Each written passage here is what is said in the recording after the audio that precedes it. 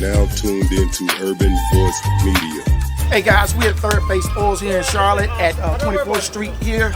If you haven't had a chance to come down to Third Face Oils, this is the warehouse. We're going to go ahead and do an interview with Wood, the owner, creator, the doctor of bringing oils to the Carolinas here in Charlotte.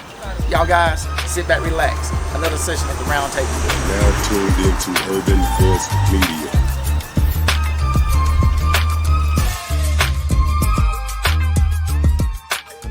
Wood, thank you for giving me that grand tour of this massive warehouse, retail, liquidation. Man, it's big, man. That's all I can say about this spot. It's big, man. It's big. When I called you up, Wood, I asked you, I said, let's do an interview on your spot. And this one you was on ground. You said you ain't ready. Year number one went by. I hit you up. I said, Wood, you ready for the interview? Nah, man, it ain't ready. Finally, about a month ago, I seen you up in Lexington. You said, yo, LB, I'm ready. And when I walked into this place, I'm like, man, you are seriously ready. Tell me about 23 years of you being in the oil and scent business. Just been a blessing, brother. That's the best I can really say. You know what I mean? When you come from where I come from, you just got to look at it that way. You know, just to start of that. When you truly come from the street, man, and misdirected, misguided, make mistakes, get off track, and you finally find something that's positive, can help people, that's pretty much the best way I can say it. You know, it actually saved my life. The name Third Phase, how did you come up with that name? The short story of it is working, street, entrepreneurship. That's your three phases. Three phases. Working, street, entrepreneurship. Yes, sir. Tell me about the first phase. Working, man, my mother, great woman, sacrificed for three young men, raising them on her own. Father out the picture, you know how our community is. He made his mistakes, ended up being a dope fiend, got him off track, left her to carry the bag. So she worked for a company. I never forget, I was younger. We talk about it all the time. I looked at a check. A check said for a week's pay, $157.48 for three kids. That stayed in my mind. I'm like, for three kids? Whew. So I was like, I couldn't work for nobody. When I got in trouble, I'm originally from South Carolina, got in trouble, they migrated me to Burlington, North Carolina, then I went to Richmond, Virginia, and then I went to D.C. All my family in D.C. pretty much worked for the government, so I got on with the government. I just couldn't feel it, man. I was like, it was a beautiful experience, an opportunity, but I was like, I can't work for nobody. I watched my mother work. I can't do it. I gotta do something. And that's where the street part come in. Now, you know, when you younger teenagers, you dibble and dabble there, but then it went next level that way. You know, you start picking up something. And one of my greatest assets was numbers, math, and all of that. So when you start seeing the right numbers, I mean, it pretty much makes sense. That's just the trick of the street. You know what I mean? When you see something that you can't go clock in and make, that's a game changer. So it's hard to change somebody's mind after they cross the line. You know what I mean? So how did the third phase come into play? Well, you know, just the entrepreneurship, man, and, you know, the street is destruction. You know what I mean? You destroying somebody else to gain your personal gain. You know what I mean? And once you start seeing that and you start understanding it, you know, when I first seen New Jack City, I used to laugh about when the old man told Nino, man, you think you God Almighty or somebody? Yeah. You committing genocide on your own people. Right. But to show you the mindset, I was younger and foolish, so I laughed about it. And then as time went on, experiences and, you know, going through trials and tribulations, losing people dying, going to prison, UN beefs, and gunplay, all of that. And you know what? It's ironic you use that movie, New Jack City, because when I came in, I saw workers working, and that was one of the comments I said to you. I said, "Man, you got it set up like New Jack City in here." And with all honesty, with how far you've grown, the setup, I don't know if it's to your fashion the way you like it, but when I walk through, I'm astonished as to see what I see. This, ladies and gentlemen, is nothing compared to how large this gentleman's business is. This is nothing that you see, and I mean nothing. Um, what convinced you to want to get into this type of business? Well, I say God, because if you truly come from the street, you know, everything is numbers and weights. So when I started selling oils, it was a match made in heaven because it's so creative. You got so many different businesses involved. You got body oils, burning oils, you got essentials, you got shea butters, you know, you got the lamps, they bring in the lamps. Then you're talking about air fresheners, incense. You know, it's just so well rounded with so much involved. So you got like 9 or 10 businesses wrapped in one. But let's go back. All right, 23 years in business. When you started out, your first package they said to you, was it shea butters or was it body oils? We started from 30 roll-ons. Me and my wife started from 30 roll-ons. And you were selling them for what, $5? $5. 2 for $8? 1 for $5, 5 for $20. 5 for $20. Yeah. And we ran that for years. Oh yeah. Yeah, we just changed that recently. And you didn't do the shea butters, you did the oils. Everything came in time. You know what I mean? So that first week, you said, "This is it." Yeah, I was tired, man. One of my buddies that got murdered, and his mother used to always say, "I can't even talk to my own kids, but I can talk to you sometime." She said, "Y'all keep running from city to city, state to state, doing what y'all do. You're gonna run into the same problems because you take you with you." And, you know, I was just tired, man. I come about the hood one day and I wasn't feeling it. You know, I went through an arrest and I was second guessing myself. And I think that was the hint right there because I started second guessing myself. And I was just like, man, you know, that's it. You know, and I was like, that's it. You know, and I can't, it was either like we was talking the other day, you have a choice. You either gonna die in prison, you're gonna die in the street, or you gonna make this work. Look at the option. Which one would you choose? You know what I mean? We had to make it work. Now I know because when I first moved to Charlotte and got into selling items on the street, I came to you and I bought some of those oils. Yes, sir. And you were wholesaling them at a delicious price. Yes, and when I sir. say delicious, I ain't telling y'all nothing. It was great. And I was maximizing it, man. I was tearing it up. About like what you were probably doing when you first started out. It's a numbers game. But my starting capital at that point in time was maybe $200 or $300. What was your starting capital when you got into this? Like I said, man, we started from 30 roll-ons. You know what I mean? We started from 30 roll-ons, you know. When you get it from the mud, man, it's not hard. You know, and I was just blessed. You know, God blessed me with sense and I was intelligent. I wasn't a dummy. I was intelligent. So if you apply to it and study it, you're going to figure it out. But it takes effort. You know what I mean? And that's what most people, they don't want to reach that part, you know. You know, you got to get to the effort before you get to the money. You know, you put in the effort, you know, the money coming. You spoke earlier in reference to your mother. She worked hard. The education in reference to distill into her children wasn't there for you guys because she was working. What gave you the business sense to do what you're doing, or did you just learn it as the years went along? I think it was a combination because my she always calls it mother wit. You know what I mean? So my mother was big on principles, morals, and respect. And, you know, so she instilled that in us, you know, stand for something. Your name got to mean something. Your name means more than money, you know.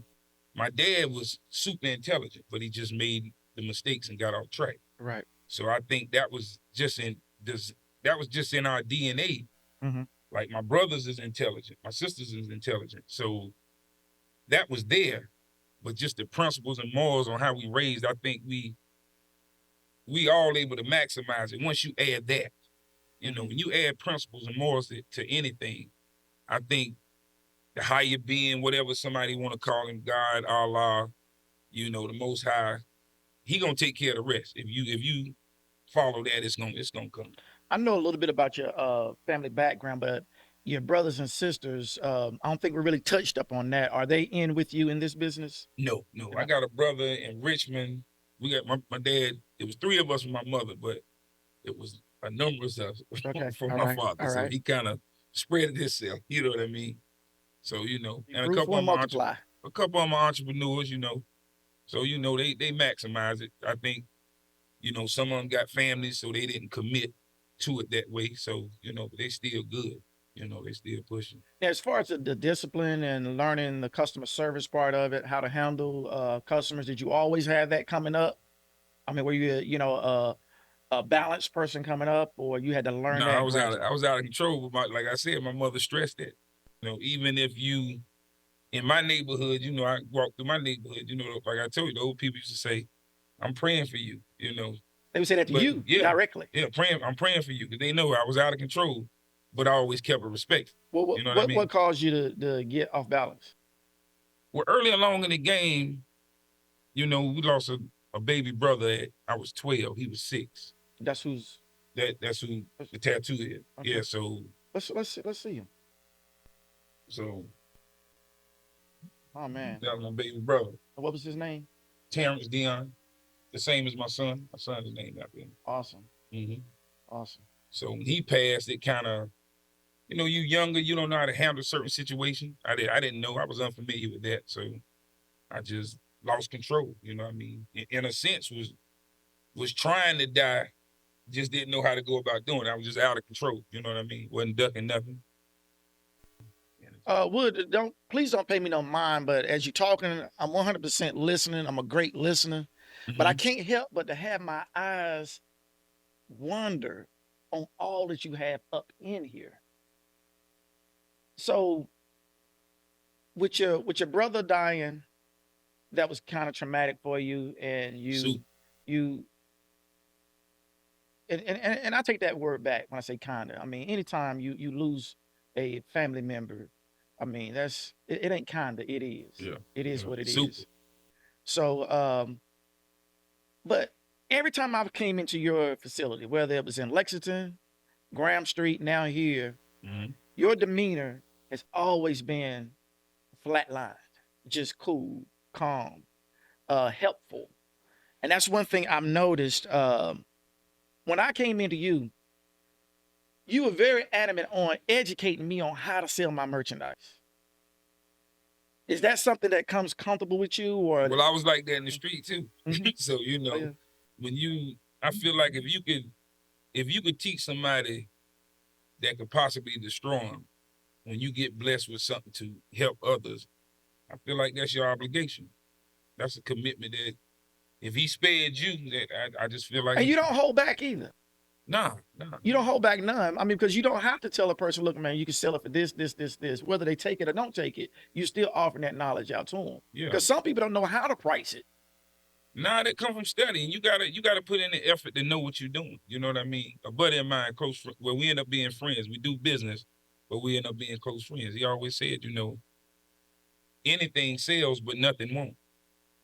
You know what I mean? And it's major. You know, we have to keep learning from each other. We're gonna always be students, man, until we close our eyes. If you get to the point where you know it all, you're not gonna maximize Right. what your target is. Right. You know? How difficult was it for you to find that one supplier or 2 or 3 suppliers that you say, hey, the cost benefits me? Well, you know, that's the name of the game. You know what I mean? When you come from what I come from, when you done dealt with that, this really easy work. You know what I mean? It ain't hard. You know, you put your life on the line for something that don't have no value, and then you start putting your life on the line for something that does have value. It's just about building a relationship. Well, as I see some social pay, at one point in time when you was on Graham, Mhm. I was buying the bulk shea butters like this from a company. And I would come to your spot and I'm like, Wood, how much is that shea butter? And you would tell me, I'm like, wait a minute now. I just bought it from a big distributor. And your spot ain't as big as these people. How you getting it cheaper? So I had to stop buying it from them and start buying it from you. Well, ain't what you know is who you know. And then just because somebody come in from the door with one price point, that's not always the bottom line. You know what I mean? It's different levels of the game. It's retail, then it's wholesale, then it's distribution, then it's manufacturing. But a lot of that is just not taught, you know, in our community. You know what I mean? Or either shared, you know what I mean? I just feel like if somebody's dear to you and you have information that could help them and it's not going to affect you in any kind of way, and you don't share it, you really showing that you are their enemy without even opening your mouth. Because my mother always taught me a tight fist can't get nothing in and can't get nothing out. So you got to be willing to share. And the powers that be will take care of itself. When you help somebody, it just comes full circle. You know what I mean? And that's just how it is. As I spoke about the shea butter, now this shea butter here is, what type of shea butter is this? That's the yellow shea butter, imported from Africa. Now this is straight from the tree, Yes, sir. from the root. Well, now what about this one That's here? the white, And what's the difference in this one and this just the color. Same benefits and everything. It's just a choice. one? So is it a different tree or they just, different?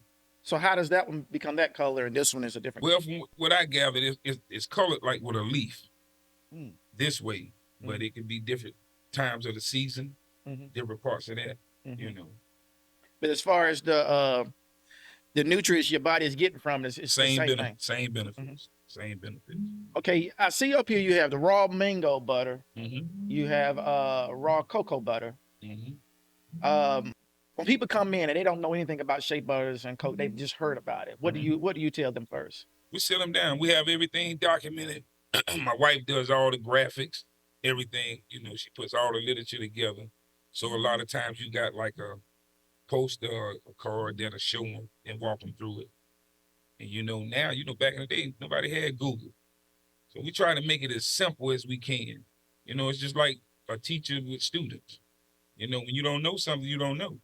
And I don't try to make it seem like we know much more than you. Nah, we here to help each other. If you came here to support us, that's our obligation to help you. That's just how it goes. Now, you started out with the roll-on oils. Mm-hmm. To this day, what's your number one seller as far as retail? What the No, as particular far name? as shea butters, roll-ons, the sprays. What's your number one seller? Well, like I said, you can't really say because that's based on the customers. We got particularly people that just buy shea butters. You got people that just buy air fresheners, body oils. So it kind of works together. Like I said, it's like 9 or 10 different businesses wrapped in one. So you can't really, it's gonna be up times. And anything that's marketed may move more. Like now the sea moss is coming in, so that's moving real heavy. Is this seasonal? Sea moss? Nah, sea moss been around since Dr. CB was talking about it years ago. But when this virus came through, everybody really on getting healthy. So now it's real popular. You know what I mean? So it just like based on something tragic could happen, and it just target you in that direction. Now, I just bought some capsules because I don't know how to process this. I don't know how to cook it up. So for me to buy the small package, what would I do once I get home with this small package here? Well, first of all, you got to clean it several times to get the sea salt off of it. Now, how do I clean it? Clean it with water. Like I'm doing greens? Just like you're doing rice, anything. It's just basic. We know how to go in the kitchen. And just clean it. Make sure you use it properly. A lot of people use distilled water, spring water, different ways of doing it. As long as you clean it, make sure you clean it. People add different things to it. People start adding like different fruits to it, which you gotta consume it quicker when you start adding fruits, because fruits ain't gonna last that long. So, but with that, just plain 2 to 3 weeks in the kitchen, you'll be to use that. As far as the soaps, now that was a big seller for me too, back in the days when I was. I see you have a lot of different companies now from what you generally started out with? I think it was like 3, maybe. It was maybe like 2 or 3, but now we got like 6 or 7 different ones. You know, variety sales. So we try to keep it variety. Soaps is real heavy, like for females anyway. They love it. Now, did the NH, did they fall off the map, Nubian Heritage? I think they sold out. They sold out. I think they sold out. If I'm not mistaken, they sold out to well, that's wrong. They sold. I ain't gonna say sold out, but just I think they sold their percentage to Target. I'm thinking. I think yeah, Target. Okay. You know. Okay. It's a tough business, man. You know, some people once they get to that price point, that's still a win for them. You know what I mean? So I wish them the best. In reference to these soaps here. Now this soap right here is. That's from Ghana also. Oh yeah. Yeah, raw black soap. That's the purest kind you can get. Now I've noticed with this right here, it dissolves quicker. Yeah, you know, natural. You know, anything that's fully all natural, that's gonna dissolve quicker. But you know, but it takes care of what it's gonna take care of. Mm-hmm. You know, most people don't use it in their face. Right. You know, but the body you find. Now you give me a rundown of all the different types of products you sell. Body oils, incense, all kind of soaps, essential oils. We sell black seed. We sell detoxes, health detox, essential oils, lamps. We got these imported from China. That was a next level move. That was great for us. Mm-hmm. You know. And these are one of a kinds, or? Well, these we got custom made. I got an artist to put these together. Mm-hmm. We came up with the idea, got a local artist to put it together, and we sent the sketch to China. Mm-hmm. Sent all the information to China, and they put it together for us. Okay. We did that about 6 or 7 years ago. Mm-hmm. You know. Now I remember when I was selling oils, my customers had their fan favorites, the Lick Me's, the Eat Me's. Are they still the fan favorites? Yeah, because they different. They exotic names. Yeah. You know what I mean? You know, we like that. We like stuff like that. You know how that goes. You know what I mean? Anything that's different, make you stand out. You know, and when I was at the markets, I mean, I feel kind of edgy when certain customers would come over. I'm like, oh look, and I turn the bottle around and everything. They're turning. That's the one I want. I'm like, wow. Even with the church people, it turned into a humorous conversation. Yeah. You know what I mean? It ain't nothing offensive, you know, as long as you keep it respectful. Right. You know, we all know we wasn't always the straight and narrow, so, you know, Exactly. it's respected, you know. Exactly. So you have 3 businesses. Mm-hmm. You have, not three businesses, you have Location. 3 locations. Mm-hmm. You got a wholesale spot in Lexington, Yes, sir. a retail spot on Graham Street here in Charlotte, Yes, sir. Retail and wholesale, actually. and the warehouse. Yeah. And you retail here at the warehouse too, or We just wholesale. Yeah. wholesale here? Mhm. Okay. But we have people that's close to us, you know, they can still come through. Okay. As far as expansion, do you see further expansion, maybe outside of this area? I would love to, man, but it takes bodies, and it's a commitment. So, you know. And Commitment, maybe you have to be there for a while. Yeah, but you know, we know the whole world is struggling with employees, so you know that would be a struggle because it's work. It's nothing that you can just grab and you just do it. 'Cause we do a lot of things hands on. Most everything we touch, you know, the beard oil right there is made. Well, let me ask you this: in-house. what if say up in Asheville, North Carolina, there's a guy, he's selling oils way smaller scale than what you're on, and he has an ambition to expand. We can Could you sit down. branch out? Could you branch out to it? Yeah, we can sit down. Yeah, it makes sense. You know, I don't mind helping, but the first thing has to be understood, man. It's work behind this. It's not going to be an overnight success. This has been 23 years. We started outside on the grass under a tent before the pop-up shops and all of that. So your spot that you were on Graham, On Graham Street, we started outside. you didn't start inside the building. No, it was an empty gas station, abandoned gas station. Wow. Yeah. So it ain't been, it's definitely not been overnight. Now that property there is purchased. No, we renting that. You at least that one, okay. But this one here, you are Yeah. purchasing this Mhm. spot. Yeah. Okay. When you started seeing expansion, did it frighten you, son? As if, should I really go this far out? No. When you had this, and how long you been in this building here? 4 years. 4 years. We bought this and we started. We did the closing on this 4 years ago.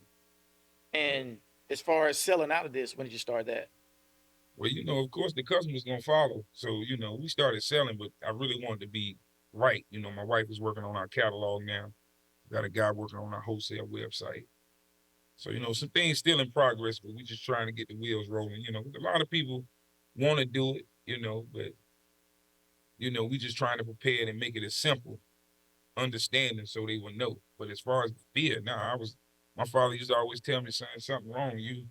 It ain't good not to fear nothing. You know what I mean? So when I was out there putting my life on the line, I wasn't scared then. You know what I mean? So if my life ain't in jeopardy, there's nothing, just to take the chance, man. It's just taking a chance. Money is a tool. You shouldn't lose yourself into that. It's just a tool. That's all it is.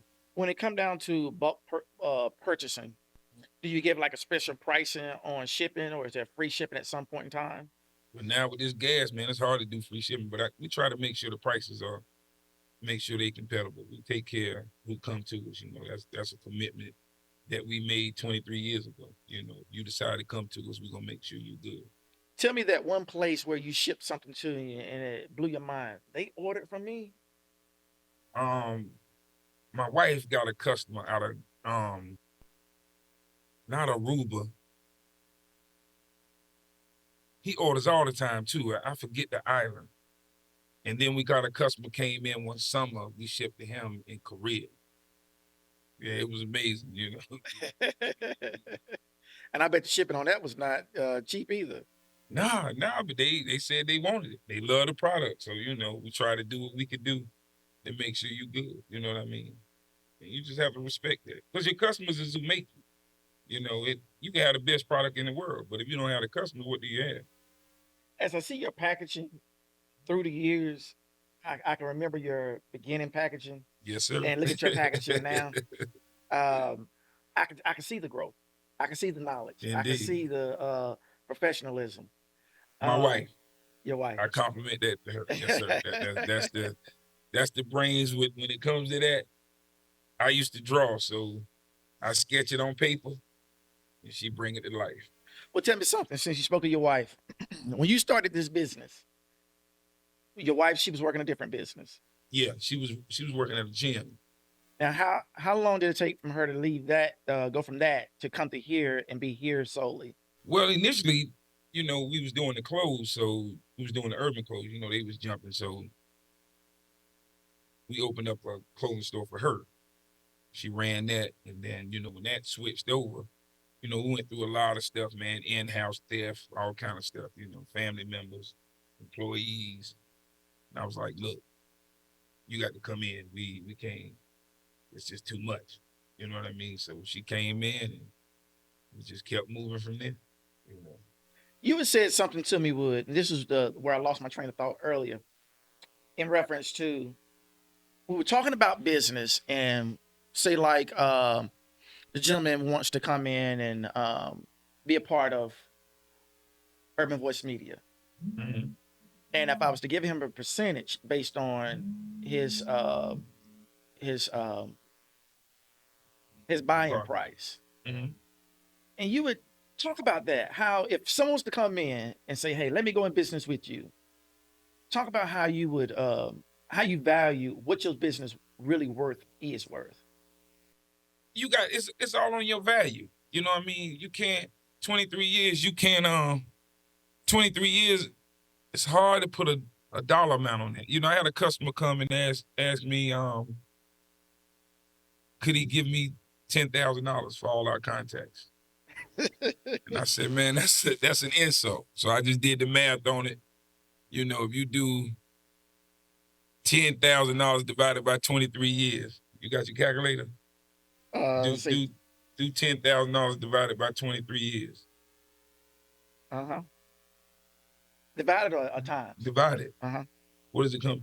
$435? Yeah. That's an insult. Yeah. That's no money. Well, you had me do mine. You asked me how long I've been in the entertainment business. And I told you I Mhm. started DJing back in 86. No, 80, yeah, 85. Mhm. That's 37 years. And you asked me, how much would I feel comfortable with just my income alone, not nobody else's? And I told you at least 65,000, just to say whatever. So if someone wanted to come in, they would have to come in at least $240,500. And that's not giving them 50%, 40%, 30%. I mean, I didn't even think of it that way. you know, but you have to, man. Can't nobody blood, sweat, and tears, man. Is different, man. It's a dishonor for somebody to come in and offer you pennies for that. That knowledge there, did someone give you that, or you just sat down and you thought about what is my worth? What is my business worth? Well, you have to accept that, because like I said, a lot of things we not taught. Mhm. So we get everything from the mud and learn as we go. So, you know, you have to sit down and get your value. You know, how could you just give away something that Mhm. you put so much time and effort in, and losses and wins, more losses and wins, and you can't give that away, man. Mhm. You know, and if a person don't respect that, Mhm. he don't need to be a part of it. Wood, as I seen some clippings of you, and I saw you give some motivational speaking teachings. Have you thought about, renting a ballroom somewhere and giving crash courses on how to start the business, how to keep the business, Yeah, how to elevate the business? I want to do it when we complete it here. Mhm. You know what I mean? When we complete it here, yeah, it's more options. You know, people just got to understand, you know, it's a price for that, you know. Mhm. And I've learned over time, you know, when you give people something, they don't even really appreciate it. Mhm. But the person that comes in and cut a check, Mhm. they appreciate it. You know, Okay. everybody that we cut a check to, you know, I value our relationship. Mhm. So I try to make sure that we take care of them. You know what I Right. mean? So, you know, it's a very important point, you Mhm. know, that we have to, and nothing, there's nothing free. Mhm. You know, free is not free. You know, if somebody was to walk up to us now and just start handing us money, we're gonna feel strange. Mhm. We're gonna be looking like, what angle you got? You know, you can just give me no money for free. So, it's just learning experience, you know, when you grow. Let me ask you, because my perception on it is a little different in reference to someone coming up trying to hand me some money. Did that come from being on the streets, working on the streets, when as far as what angle you got? Yeah, that plays a big part, man, because the trust is tough. You know, you dealing with death all the time, you know, the trust value is definitely, you get up every day, you know, my heart go out to anybody that's out there trying to run them streets, man. Because you got three options when you go on them streets. You're gonna run into a good customer, you're gonna run into the police, or you're gonna run into a robber. And only 33.3% is good. And that's a good customer. And that good customer, if he get into a situation, he's potentially gonna go bad. You know, that good customer go through a financial state, he could turn into a robber. So the odds is not with you in the world. And I advise that to anybody. If you are great at the street, you could be great in business. Do your research and find your products and get busy. I like to see you get more of that, man. I really would. I think that people need to see and hear your story, Wood, especially for the young men and women who are on the lower level of sales. Even though they think they're making big money, you're on the lower level. Because, and the reason why I say lower level, because it goes back to what you said. You got two places you're gonna go. Oh yeah, indeed. Two places. Indeed. Eventually, two places you're gonna end up going. Yes, sir. So if they can gather that knowledge and not necessarily go into what you're doing, or actually go into what you're doing, but find something that's within the craft that they like. Within your passion. Mhm. Find something you're passionate about doing. Mm-hmm. You know, when I realized I wasn't just good at selling, I was great at selling. My wife personality, she was great at selling. it makes sense. There's no You're need right, for us because to you go- convinced me to buy some stuff, man. And I'm like, I got in my car, I'm like, I didn't want to buy that. Then when I got to the market, I'm like, I got to sell it. I bought it. You know what I'm saying? And it's sold. It's sold. Indeed. But I'm gonna try and tell you, I'm not gonna mislead nobody into grabbing something that's not potentially is gonna sell. You know what I mean? I'm looking at the long haul. I'm big on relationships. Mhm. You know what I mean? I'm big on relationships. So you can pick up the phone and call and ask, and that's just what it is. And think about that, Wood. You said you're big on relationships. Do you remember when we first met? It's been a long time ago, brother. It was back in 2003. And the reason why I know that, because that's a time period when the stock market crashed. And at the time, I was working for an attorney in Charlotte. And they laid Yeah. us off. Yeah, And I remember that. I had a friend that carried me to the flea You was market. wearing suits, did you? Yes, yes. Didn't own a pair of tennis shoes. Didn't own it. Or a pair of Indeed. jeans. Didn't have time Indeed. because I was always in the office. But man, when I came to your spot, I was overwhelmed by what I seen on Graham Street. And the knowledge you were giving me was like I was back on the streets. But it was that good knowledge of the possibility of doing something good, honest, and clean. Yeah, that's a great feeling, man. Mhm. That's really a great feeling. So that's been what? 19 years? 2003? 19 Yeah. years. Yeah. And we've been kicking it ever since. Mhm. Pick right back up. When we Mhm. run into each other, pick up the phone. And Wood, you spoke about your wife earlier, and me and you, we talked about it. And I'm gonna end on this note. Every time I came into, well, I can say every time, but the times I did come into Third Phase on Graham, and you weren't there, I would ask your wife, "How's Wood doing?" He's doing great. Tell him LB said, "Hey." She made me feel like she knew me, and she probably did. I would come in sometimes. She said, and she would tell me, "You want this as far as the oils?" I'd be like, "Yes." Mm-hmm. She already knew it, Yeah. That's a part of customer service. That's a great feeling. and it made me feel great. And even when I go to Lexington, I would ask her, "How Wood doing?" "Oh, he's great. He on his way up." She never made me feel like it wasn't none of my business as to how you doing and where you at. I compare that to Cheers. You remember the old show Cheers? Mhm. They say everybody know your name. That's important, man. It's not like the internet. You're not connected to nobody. You know what I mean? We love the hands-on. You know what I mean? And that's just what it is. But that's taught in our age group. You treat people. My motto is to treat every customer like your favorite family member. You're not gonna mistreat your favorite family member. I don't care if you spend $5 or $10. You chose to come here. Everything accessible now just by your finger. So if people choose you, you gotta respect that. You know what I mean? Well, Wood, I'm glad to be one of your favorite family members, brother. Yes, sir. Thank you for this. Yes, sir.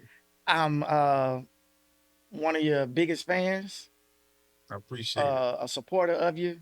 I love you like a brother. I ain't for sure who's older, you or I, but I think you are. I think I look a little Huh? cuter. We done had a few birthdays now, that's for sure. But I love you, brother. I'm grateful for that. I love you too, man. Much success to everything that you're doing with the business that you have, man. And I like to see you abroad, man. I really do. I like to see you Indeed, abroad. I If I appreciate go it. to Miami, I like to see Third Phase there. Oh, yeah. I mean, they can find us, www.thirdphasebodyorg.com. Y'all heard it. Catalog coming soon. Wholesale website coming soon. We ship all over the country, even out of the country, if you need it. So just contact us. If you want to get involved, just contact us, man. We got you. Whatever we can help you with. Even if you young brothers that's lost, I'll keep everything private. You can call me, inbox me, we can rap and try to figure it out, man. You can be great at anything, but you can't be great at something that's going to cost you your life. And guys, he mean that 100%.